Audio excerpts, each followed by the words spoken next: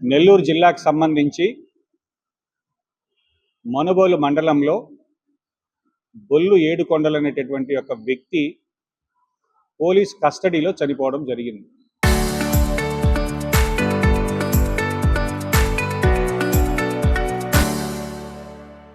Police కస్టడీలో ఎందుకన్నామంటే ఆ వ్యక్తి చనిపోయినప్పుడు పోలీస్ కారులోనే ఉన్నాడు కాబట్టి పోలీస్ కస్టడీగానే మేము భావిస్తున్నాం. దీనికి సంబంధించి గత కొన్ని రోజులుగా తెలుగుదేశం పార్టీ నాయకులు కావచ్చు, అటు కాంగ్రెస్ పార్టీకి సంబంధించి మేము కూడా ఆ కుటుంబాన్ని పరామర్శించడం జరిగింది. పరామర్శించిన తరువాత అక్కడే ఒక ప్రెస్ మీట్ పెట్టి హోమ్ మినిస్టర్ గారేమో ఈ కేసు పోలీసులకి సంబంధించిన విషయం కాదు, పోలీసులకు సంబంధం లేదు, అయినా కూడా సార్ స్టేట్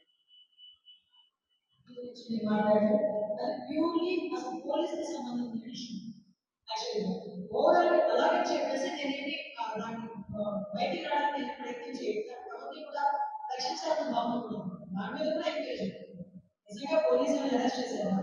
పోలీస్ అరెస్ట్ చేయడం వల్ల ఆయన సూసైడ్ చేసుకున్నాడు. ఆయన ఓవరాల్ చెప్పాలంటే సో హోమ్ మినిస్టర్ గారు మొదటి స్టేట్మెంటే ఇది ప్యూర్లీ అసలు పోలీసులకు సంబంధం లేని విషయం అని కంక్లూజన్ ఇచ్చేసి అయినా కూడా మేము విచారిస్తున్నామని చెప్పడం జరిగింది. అదేవిధంగా ఎస్పీ గారేమో ఎస్పీ గారు లాస్ట్ వచ్చి అంత అవసరం ఇంకా లాస్ట్కి వచ్చి సౌండ్ పెట్టి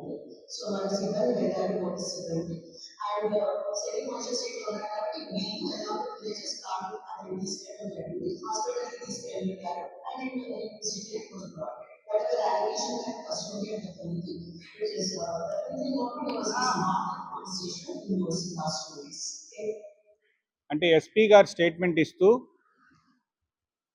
ఇది ఆ ఏడుకొండలు అనేటటువంటి వ్యక్తి ఒక కాలంలో ఒక అపస్మారక స్థితిలో ఉంటే ఆ గ్రామస్తులు ఎస్ఐ గారికి ఫోన్ చేస్తే ఎస్ఐ గారు ఒక కానిస్టేబుల్ని ఇచ్చి కారు పంపించి ఆ గ్రామస్తులతో కలిసి ఆ కారులో హాస్పిటల్కి తీసుకెళ్లడం జరిగిందని స్టేట్మెంట్ ఇచ్చారు ఎస్పీ గారు క్లియర్గా. కాబట్టి ఈ కేసులో ఏమి జరిగింది, దీనికి సంబంధించి కాంగ్రెస్ పార్టీకి సంబంధించి మేము వెళ్ళాం. అక్కడే ఎస్పీ గారు చెప్పిన దానికి ఆ కుటుంబ సభ్యులు చెప్పేదానికి సంబంధం లేకుండా ఉంది, ఆ గ్రామంలో కూడా విచారించాం అని చెప్పి ఒక ప్రెస్ మీట్ పెట్టి అక్కడే మాట్లాడడం జరిగింది. అది కొన్ని పత్రికలలో ప్రచురించడం కూడా జరిగింది. ఆ ప్రచురించినటువంటి పత్రికలకు ఆ యాజమాన్యాలకు ఎస్పీ గారు నిన్న నోటీసులు కూడా సర్వ్ చేశారు. అంటే ఈ రాష్ట్రంలో పత్రికా స్వేచ్ఛ ఏ విధంగా ఉంది, ఆ పత్రికలకి మీరు ఏ విధంగా ఈ వార్త ప్రచురిస్తారంటే జిల్లా కాంగ్రెస్ పార్టీ అధ్యక్షుడు అక్కడికి వెళ్ళాడు, మాట్లాడాడు, మేము ఇచ్చామని చెప్తే మీరు ఎట్లా డిసైడ్ చేస్తారు? కాబట్టి ఒక రాష్ట్ర మంత్రి, హోంమంత్రి గారు అసలు ఈ కేసులో పోలీసులు ప్రమేయమే లేదన్నారు. అయితే కేసు పూర్వపరాలు ఏంటంటే నక్కా సుజాతమ్మ అని చెరుకుమూడి గ్రామానికి సంబంధించి ఏదైతే చనిపోయిన ఏడుకొండల చిన్నమ్మ మెడలో బంగారం చోరీ జరిగితే ఆమె కంప్లైంట్ ఇస్తే దాని మీద 8వ తారీఖు ఎఫ్ఐఆర్ కట్టడం జరిగింది. 10వ తారీఖు వీళ్ళని అరెస్ట్ చేయడం జరిగింది. ఈ అరెస్ట్ చేసినటువంటి ముగ్గురులో ప్రసాద్ అనేటటువంటి వ్యక్తి అక్కంపేట గ్రామానికి చెందిన వ్యక్తి. అక్కంపేట గ్రామం అంటే మా స్వగ్రామం. నాకు సుమారు 7:30-8 గంటల టైంలో వాళ్ళ భార్య ఫోన్ చేసి, అన్న మా హస్బెండ్ని పోలీసులు తీసుకెళ్తున్నారు, దేనికి తీసుకెళ్తున్నారమ్మా అంటే ఏదో కోడి పందెం కేసులో గొడవంట, అందుకని తీసుకెళ్తున్నారు అని చెప్పడం జరిగింది. నేను వెంటనే సంబంధిత మనుబోలు పోలీస్ స్టేషన్కి ఫోన్ చేశాను. ఎస్ఐ గారు ఇక్కడ అసలు అట్లాంటి ఎవరిని కూడా మేము అరెస్ట్ చేయలేదని స్వయంగా నాకే చెప్పారు. నేను ఇంకా కోడి పందెం కేసు ఏమనుకుని, అంటే కోడి పందాలంటే ఈస్ట్ వెస్ట్ గోదావరిలో సంక్రాంతి జరుగుతాయి, కానీ మా మనుబోలు మండలంలో ఏంటంటే ప్రతి వారం జరుగుతాయి. ఎందుకంటే అట్లా ఉంది పరిస్థితి అక్కడ. నేను సంబంధిత గూడూరు సిఐకి చేశా, పొదలకూరు సిఐకి చేశా, లాస్ట్కి డిఎస్పీ గారికి, రూరల్ డిఎస్పీ గారికి 10:30 ఫోన్ చేసి, సార్ ఇట్లా అక్కంపేట గ్రామం నుంచి ఫలాని వ్యక్తిని ఎవరైనా తీసుకొచ్చున్నారని అడిగినప్పుడు, తీసుకొచ్చున్నారండి ఈ యొక్క బంగారం దొంగతనం విషయంలో చెప్పిన వెంటనే వాళ్ళ భార్యకి ఫోన్ చేసి ఇట్లేంటివి ఇదేం పనులమ్మా అని వాళ్ళు కొంచెం చీవాట్లు పెట్టి ఉన్నాడంటే మనుబోలు పోలీస్ స్టేషన్లో చెప్పడం జరిగింది. తర్వాత ఆ మరుసటి రోజు ఉదయం నుంచి సాయంత్రం వరకు ఆ తల్లిదండ్రులు, ఎందుకంటే నేను అప్పుడు డిఎస్పీ గారు కూడా స్పష్టంగా చెప్పాను, ఎందుకంటే వాళ్ళ భార్య ఏడుస్తూ అతను హార్ట్కి సంబంధించి ప్రాబ్లం ఉంది, మందులు వాడుతున్నారు అని చెప్తే కూడా ఆ విషయం కూడా డిఎస్పీ గారికి చెప్పా, జాగ్రత్త అండి అంటే మీరు చూసుకోండి అని. అంతే తప్ప దొంగల్ని కాపాడాలని కానీ దొంగలకి సపోర్ట్గా వెళ్ళాలనేటటువంటి ఉద్దేశం కానీ ఆలోచన కానీ మాకు ఉండదు. అయితే ఇప్పుడు ఏం జరుగుతుందంటే ఈ కేసుకి సంబంధించి దొంగతనం కేసులో అరెస్ట్ అయినటువంటి బంగారు దొంగతనం కేసులో అరెస్ట్ అయిన ముగ్గురు అక్కడ కొన్ని మోటార్లకు సంబంధించి కొన్ని మోటార్లు కూడా బయటికి రావడం జరిగింది. ఆ మోటార్లు కొన్న వ్యక్తి ఎవరంటే మనుబోలు మండలం బండేపల్లి గ్రామానికి సంబంధించినటువంటి ఒక YSR Congress party leader. So ఎప్పుడైతే ఏడుకొండలు అతని పేరు చెప్పారో అతను తీసుకొచ్చారు. అతను తీసుకొచ్చిన తర్వాత మొదట 5 మోటార్లు అన్నారు, తర్వాత ఈ 5 మోటార్లు ఇచ్చేస్తే నేను పంపించేస్తామన్నారు. ఆయన కూర్చోబెట్టి రాచమర్యాదలు చేశారు. దాని తర్వాత ఈ కాదు మొత్తం ఏవైతే ఉన్నాయో స్టేషన్లో ఇంతవరకు క్లియర్ చేసేసి, అంటే ఆయన ఒకరంతా స్థితిపరుడు, అగ్రికల్చర్ ఫార్మింగ్ చేస్తుంటాడు అబ్బాయి, కాబట్టి మొత్తం కూడా అతని అకౌంట్లో రాసి ఇవన్నీ తెచ్చిస్తే మిమ్మల్ని ఇంటికి పంపిస్తామని చెప్పిన తర్వాత వాళ్ళ బంధువులలోనూ అక్కడ ఉండేటటువంటి ఏదైతే కొన్ని మోటార్లు కొని నెల్లూరు ఇనపసామనంగలకు వచ్చి కొని మొత్తం మంది తీసుకెళ్ళి అక్కడ పెట్టిన తర్వాత వాళ్ళకేదో ఈ లావాదేవీలన్నీ పూర్తయి రికవరీ పూర్తయిన తర్వాత ఈ వైఎస్ఆర్ కాంగ్రెస్ పార్టీ లీడర్కి అదేవిధంగా ఈ ముగ్గురు నిందితులకి స్టేషన్ బెయిల్ ఇచ్చి, అంటే శుక్రవారం రాత్రి తీసుకొచ్చినటువంటి వ్యక్తుల్ని ఆదివారం రాత్రి ఇళ్లకు పంపడం జరిగింది. ఆ మరుసటి రోజు ఉదయాన్న అంటే సోమవారం పొద్దున దీని మీద వైఎస్ఆర్ కాంగ్రెస్ పార్టీ లీడర్ ఇంటికి వచ్చేసరికి నా గ్రామంలో ఉండేటటువంటి తెలుగుదేశం వాళ్ళు అలిగేషన్ చేస్తే టీడీపీ లీడర్ ప్రెస్ మీట్ పెట్టారు. అది కాదయా TDP leader press meet, TDP leader press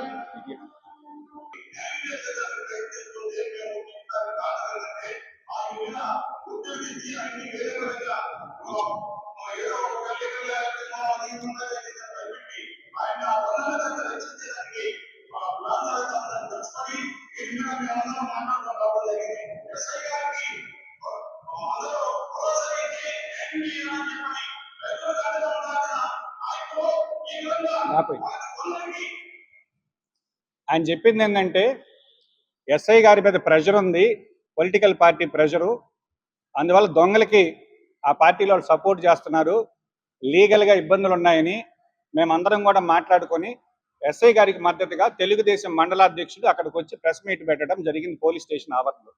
నేను అడుగుతున్నా, ఎక్కడైనా పొలిటికల్ ప్రెషర్లు కానీ ఏదైనా కానీ అధికార పార్టీ నుంచి ఉంటాయి, మరి వీళ్ళకి ఎస్ఐ గారికి ఎవరు ప్రెషర్ పెడితే వాళ్ళని రాత్రులు పంపించేశాడు. ఎందుకంటే శుక్రవారం తీసుకొచ్చారు, ఆదివారం రాత్రి అర్ధరాత్రి పంపాల్సిన అవసరం లేదు, సోమవారం రిమాండ్కి పెట్టచ్చు, కానీ ఆ రోజు రాత్రి వీళ్ళని పంపించేశారు. పంపించిన తర్వాత తెలుగుదేశం నాయకులు వచ్చి అక్కడ ఎస్ఐ గారితో గొడవ పెట్టుకొని వాళ్ళని మళ్ళీ తిరిగి అరెస్ట్ చేసి రిమాండ్కి పెట్టమని కోరిన పిదప తిరిగి మళ్ళీ వాళ్ళని పోలీస్ స్టేషన్కి రమ్మని పిలవడం జరిగింది. ఇది జరిగినప్పుడు కూడా ప్రసాద్ మరియు ఆ రియాజ్ తల్లిదండ్రులు నాకు ఫోన్ చేసి మళ్ళీ మమ్మల్ని స్టేషన్కి రమ్మంటున్నారు, నేను స్టేషన్ బెయిల్ ఇచ్చి పంపించిన రాత్రే కదా మళ్ళీ ఎందుకు రమ్మంటున్నారు, అయినా కూడా దొంగల కేసు విషయం కాబట్టి నాకు సంబంధం లేదు, నేను పోలీసులతో మాట్లాడను, మీరు వెళ్ళండి, వాళ్ళు జైలుకి పంపించినా కూడా పొమ్మని చెప్పడం జరిగింది. అయితే అక్కడ జరిగింది ఏంటంటే ఈ చెరుకుమూడి అతనికి ఎవరు జామీన్ సంతకం కూడా పెట్టినట్లేదు. ఆ రోజు రాత్రి అబ్బాయి కోసం ఎవరు రాలా, అతను పంపించేశారు. ఈ మిగతా అక్కంపేట ఇద్దరు ప్లస్ ఈ మోటార్లు కొన్న వ్యక్తి, ఆ మోటార్లు కొన్న వ్యక్తినేమో అప్పటి వరకు బాగా కూర్చోబెట్టి మర్యాదలు చేసినటువంటి వ్యక్తులు తిరిగి ఇదంతా పొలిటికలైజ్ అయిన తర్వాత ఆయన కూడా నిందితులతో పాటు ఇలా రూమ్లో కూర్చోమని చెప్పడం జరిగింది. వీళ్ళ ముగ్గురు అక్కడే ఉన్నారు. ఎప్పుడు సోమవారం పొద్దున 10 గంటలకో 11 గంటలకో అక్కడికి వస్తే తిరిగి మళ్ళీ మంగళవారం సాయంత్రం 4 గంటల వరకు వాళ్ళు అక్కడే ఉన్నారు. ఈ ఏడుకొండలు అనే వ్యక్తి రాలా, దొరకలా. ఎస్ఐ గారికి ప్రెజర్ ఎక్కువైంది వీడికి, ఎందుకంటే వీడు జామీన్ సంతకం పెట్టలే, వీడు దొరకలేదని. సో ఈ పోలీసు కానిస్టేబుల్ ఏదైతే మాధవ్ అనేటటువంటి ఒక కానిస్టేబుల్ అతని యొక్క కారు మరియు ప్రైవేట్ వ్యక్తి డ్రైవర్ తీసుకొని ఇతన్ని వెతకడం ప్రారంభించాడు. చివరికి అతను కనుపూరు కెనాల్లో వాళ్ళ ఊరు దగ్గర నీళ్ళలో స్నానం చేస్తుంటేనో మరి నీళ్ళలో ఏదో మునగుతుంటేనో ఆ గ్రామస్తులు ఎవరైతే బంగారం పోయిందో వాళ్ళకి సంబంధించినటువంటి బంధువు ఇక్కడ ఉన్నారు, నేను కాపలా కాస్తున్నాను, మీరు రమ్మని పోలీసులకు ఫోన్ చేసి పిలిపించుకోవడం జరిగింది. కానీ వీళ్ళు చెప్పేది ఏంటి, అతను అపస్మారక స్థితిలో ఉంటే ఆయన ఆరోగ్యం కోసం పోలీస్ స్టేషన్కి ఫోన్ చేస్తే ఎవడన్నా బాగలేకపోతే అంబులెన్స్కో 108కో ఫోన్ చేస్తారు. ఒకవేళ ఎస్ఐ గారికి చేసినా ఎస్ఐ గారి డాక్టర్ని ఇచ్చో లేదా 108 ఇచ్చో పంపించాలి, కానీ కానిస్టేబుల్ని పంపించారు. కాబట్టి ఇవన్నీ కూడా కట్టుకథలు. నిజమేంటంటే అక్కడికి వెళ్ళాడు. వెళ్ళినప్పుడు అతను అరెస్ట్ చేసేటప్పుడు అతను స్పష్టంగా నేను ఈ అరాచకాలు ఈ బాధలు తట్టుకోలేక నేను గడ్డి మందు తాగున్నాను, నేను చనిపోతానని చెప్తే కూడా అతన్ని వీళ్ళు కారులో ఎక్కించుకున్నారు. ఈ మాట ఎందుకు చెప్తున్నానంటే అక్కడ ఉండేటువంటి వ్యక్తి, పోలీసులు పట్టించాలని ఉండేటటువంటి వ్యక్తి అక్కడ నుంచి కూరపాటి వెంకటేశ్వర్లు అనేటటువంటి ఒక వ్యక్తికి, గ్రామంలో ఉండే వ్యక్తికి ఫోన్ చేశాడు. చేసి ఏమని అడిగాడంటే ఈ పొలంలో ఏమైనా గడ్డి మందు తెచ్చిపెట్టున్నావా అని అడిగాడు. ఎందుకు అడుగుతున్నావు ఈ ప్రశ్న అని ఇతను అడిగాడు. చేసి ఏమని అడిగాడంటే ఈ పొలంలో ఏమైనా గడ్డి మందు తెచ్చిపెట్టున్నావా అని అడిగాడు. ఎందుకు అడుగుతున్నావు ఈ ప్రశ్న అని ఇతను అడిగితే ఈ విధంగా 7 కొండలో నేను గడ్డి మందు తాగేసినాను అంటున్నాడు అని చెప్పి చెప్పడం కూడా జరిగింది. ఇది వాస్తవం. కాబట్టి అతను నేను పాయిజన్ తీసుకున్నాను, ఈ అరాచకాలు, పోలీస్ స్టేషన్ అరాచకాలు భరించలేకనో లేదా అతను బాధతోనో కారణం ఏదైనా నేను ఆత్మహత్య చేసుకున్నానని చెప్పిన తర్వాత కూడా మీ పోలీస్ కానిస్టేబుల్ అతను ఒక కారులో ఎక్కించుకున్నారు. అప్పుడు ఇమీడియట్ గా 108 పిలుచున్నా కూడా అతను బతుకుండేవాడేమో. మీరు ఆ కానిస్టేబుల్ ఎస్ఐకి ఫోన్ చేస్తే ఎక్కించుకోరా అని చెప్పాడు. ఇతను ఎక్కించుకున్నాడు. ఎక్కించుకొని తీసుకొని వచ్చి పోలీస్ స్టేషన్లో వెనక నుంచి గేట్లో అతన్ని రూమ్లోకి తీసుకెళ్లేదానికి కారు అక్కడ ఆపి దిగమంటే అతను దిగలేని పరిస్థితుల్లో ఉన్నాడు. ఇది ఆ ముగ్గురు చూశారు కిటికీలోంచి. ఎవరైతే మిగిలిన నిందితులు ఉన్నారో వాళ్ళు ముగ్గురు చూస్తున్నారు. ఆ చూసిన విషయం కూడా వాళ్ళు చెప్పారు. కాబట్టి అక్కడి నుంచి తర్వాత వీళ్ళకి అర్థం కాక 4 గంటలప్పుడు ఎక్కడైతే చెరుకుమూడి నుంచి మహా అయితే ఒక ½ అన్ అవర్లో మనుబోలు, ½ అన్ అవర్లో గూడూరు, అట్లాంటిది 6 గంటల వరకు కాలయాపన చేశారు. కాలయాపన చేసిన తర్వాత ప్రభుత్వ ఆసుపత్రికి పోయేసరికి అతను చనిపోయాడు. ఇక్కడ మొత్తం ఎపిసోడ్లు ఏంది? వైఎస్ఆర్ కాంగ్రెస్ పార్టీకి సంబంధించినటువంటి ఆ మోటార్ల కొన్నవాడిని ఫిక్స్ చేసే దానిలో భాగంగా స్టేషన్ బెయిల్ ఇచ్చిన వాళ్ళని మళ్ళీ తిరిగి రిమాండ్లో పెట్టే దానికోసంగా అధికార పార్టీ నేతల ఒత్తిడికి ఎస్ఐ తలొగ్గి, ఎస్పీ గారేమో మేము నోటీస్ సర్వ్ చేసి పంపించేశామని చెప్తారు. హోమ్ మినిస్టర్ గారేమో అసలు పోలీసులకు సంబంధమే లేదని చెప్తారు. కాబట్టి దీనిలో ఏది నిజం? ఒక దళితుడు మరణిస్తే ఆ దళితుడికి సంబంధించినటువంటి విషయాలను, వాస్తవాలను మరుగున దొక్క పెట్టేదాని కోసం వీళ్ళు ఈ విధంగా, నేను సోమిరెడ్డి గారు మాట్లాడారు, ఒక ప్లే చేయమ్మా.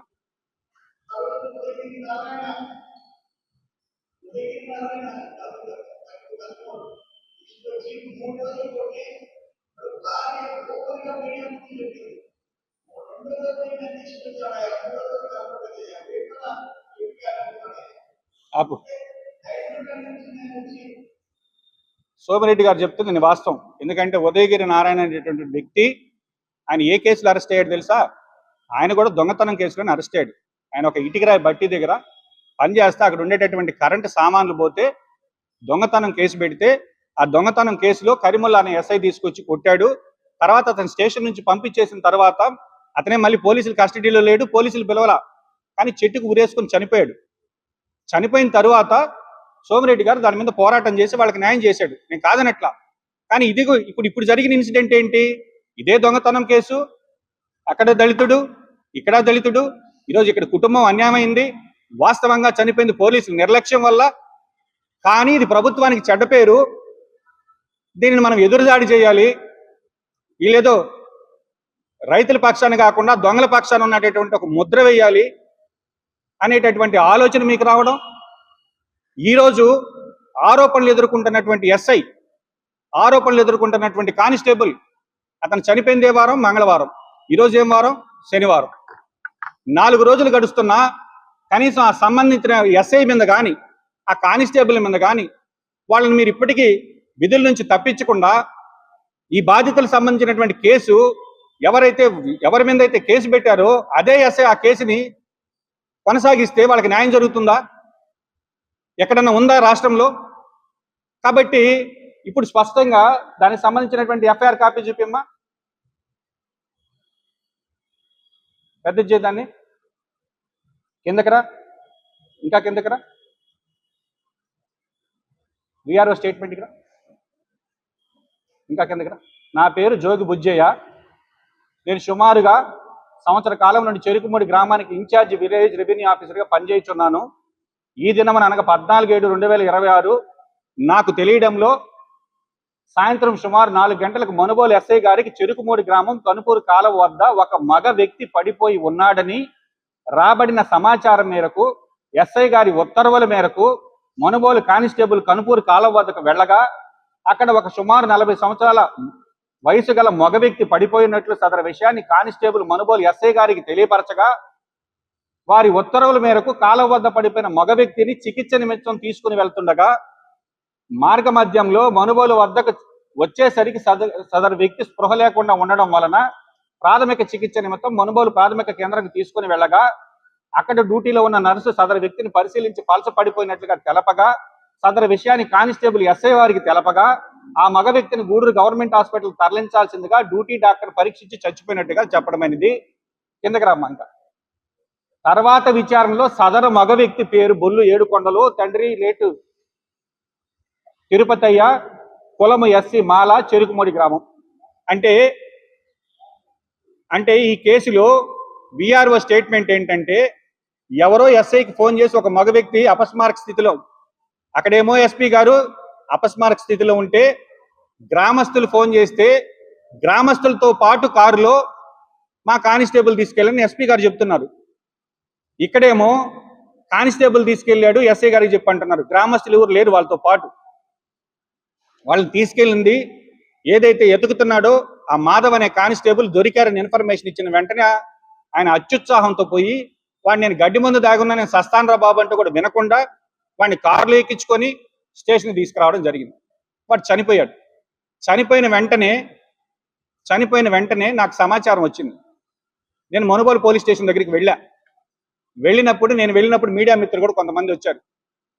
అక్కడ ఉండేటటువంటి పోలీసులు కావచ్చు, డిఎస్పీ గారు కావచ్చు, మీరు పోలీస్ స్టేషన్ ప్రెమిసెస్ లో ప్రెస్ మీట్ పెట్టడానికి లేదు, పెట్టకూడదండి అన్నారు.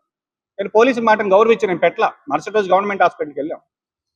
కాబట్టి ఆ రోజు రాత్రి పోలీసులు ప్రమేయం లేదు, పోలీసులు తప్పు లేకపోతే ఆ రోజు రాత్రి మిగిలినటువంటి రియాజ్ ప్రసాద్ అనేటువంటి వ్యక్తులు అకంపేటలో ఉంటే రాత్రి 2:30కు వీళ్ళ కానిస్టేబుల్ వెళ్ళి వాడిని కౌన్సిలింగ్ చేసి 3:30 వరకు అక్కడ కూర్చొని మళ్ళీ వాళ్ళమ్మ మా మునుగోడు వరకు తీసుకెళ్తా అంటే నన్ను ఈ టైంలో వద్దు, పొద్దున్న నేను తీసుకొస్తాను పోలీస్ స్టేషన్ కంటే కూడా వినకుండా వాడిని తీసుకొచ్చి మనుబోలు పోలీస్ స్టేషన్లో పెడతామని చెప్పి వాడిని తీసుకెళ్లి ఆ రోజు సాయంత్రం వరకు, నెక్స్ట్ డే ఈవినింగ్ వరకు వెంకటాచలం పోలీస్ స్టేషన్లో ఎందుకు పెట్టుకున్నారు? వాడు ఆ రోజు నైట్ 10 అప్పుడు మళ్ళీ తిరిగి ఇంటికి వచ్చి వాడు ఏం చేశాడు తెలుసా? వాళ్ళ అమ్మోళ్ళు కొట్టాడు. దేనికి కొట్టాడంటే నాకు ఎస్ఐ గారు అధికారులు కమిట్మెంట్ ఇచ్చారు, నా మీద ఉండే కేసులను తీసేస్తానన్నారు, నువ్వు వచ్చి మనుబోలు పోలీస్ స్టేషన్కి రావడం వల్ల మళ్ళీ గొడవ జరగడం వల్ల నేను ఇరుక్కున్నాను నీ వల్ల. అంటే వీళ్ళు ఆ యొక్క ముద్దాయిలకి వీళ్ళు ఇచ్చేటటువంటి కమిట్మెంట్లు ఏంటి? మళ్ళీ ఆ ముద్దాయిని మనుబోలు పోలీస్ స్టేషన్లో లేకుండా వెంకటాచలం పోలీస్ స్టేషన్ ఎందుకు పెట్టినట్టు? అసలు పోలీసులు ప్రమేయమే లేదని హోమ్ మినిస్టర్ గారు స్టేట్మెంట్ ఇస్తే ఇవంతా ఎందుకు జరుగుతున్నట్టు? దీనిలో వైఎస్ఆర్ కాంగ్రెస్ పార్టీ వాళ్ళని ఏదో డ్యామేజ్ చేయడం కోసం, అది వాళ్ళని డ్యామేజ్ చేస్తే మాకు వచ్చిన ఇబ్బంది ఏం లేదు. అంటే రైతులకు సంబంధించి రైతులకి పక్షాన్ని లేకుండా దొంగల పక్షాన్ని నిలబడ్డారనేటటువంటి ఒక ప్రచారం చేసే దానిలోకి మళ్ళీ మమ్మల్ని కూడా లాగడం జరిగింది. తిరుపతి పార్లమెంట్కి సంబంధించినటువంటి తెలుగుదేశం రాష్ట్ర అధికార ప్రతినిధి ఆయన ఏం మాట్లాడు ఒకసారి చూపించే లాస్ట్ లో.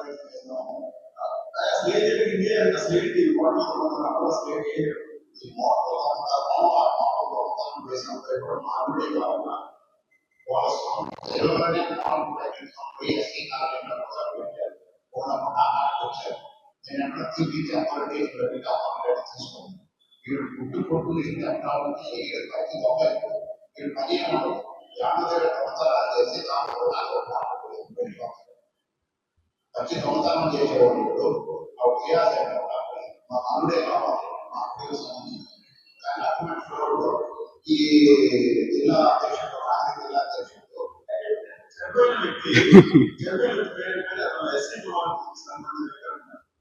అది 7 గంటల్లో అది అంతా బ్యాచ్ చేయాలి. మా అన్న వాళ్ళు కూడా అమెరికా ఉంటే 15 సంవత్సరాలు పోయాము. అది పోయి కూడా 7 ఉంటుంది. కళ్ళు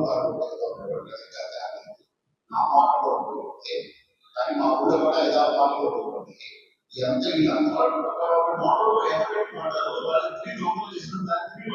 ఎక్స్మో మార్కెట్లో ఆ 33,000 రూపాయలు ఎక్స్మో మార్కెట్లో ఆ మాట అయిపోయి మాట్లాడే పదాలంటే అంత రైతుకి ఆదాయం ఎక్కడ చేస్తే 40,000 ఉంటుంది. సొంతంగా చేస్తే కౌలు చేస్తే 5,000 10,000 అట్లాంటి రోడ్లు పోయి మాటలు దొంగతనాలు చేసి అవి మాటలు మళ్ళీ తెచ్చి పెట్టిన మాట్లాడే అట్లాంటి పరిస్థితులు 2,000 నుంచి 7,000 దాకా మొత్తం 2,000 నుంచి 5,000 7,000 రాసుకో వాళ్ళకి ఎంత వచ్చిందే కదా అది వాళ్ళ పరిస్థితులు ఈ 7 పోలీసు చెప్పారు అది మంచి అబద్ధమైంది వీళ్ళేదో ఈ అభియాన్ని కాంగ్రెస్ అధ్యక్షుడు కాబట్టి కాంగ్రెస్ పార్టీ ఆ బాధిత కుటుంబాన్ని పరామర్శిస్తుంది, బాధితులకు న్యాయం చేయమని డిమాండ్ చేస్తుంటే ఈ తెలియ విధంగా చేస్తున్నాను అడుగుతున్నా. ఈరోజు ఇదే కందుకూరు నియోజకవర్గానికి సంబంధించినటువంటి గవర్నమెంట్ వచ్చిన కొత్తల్లో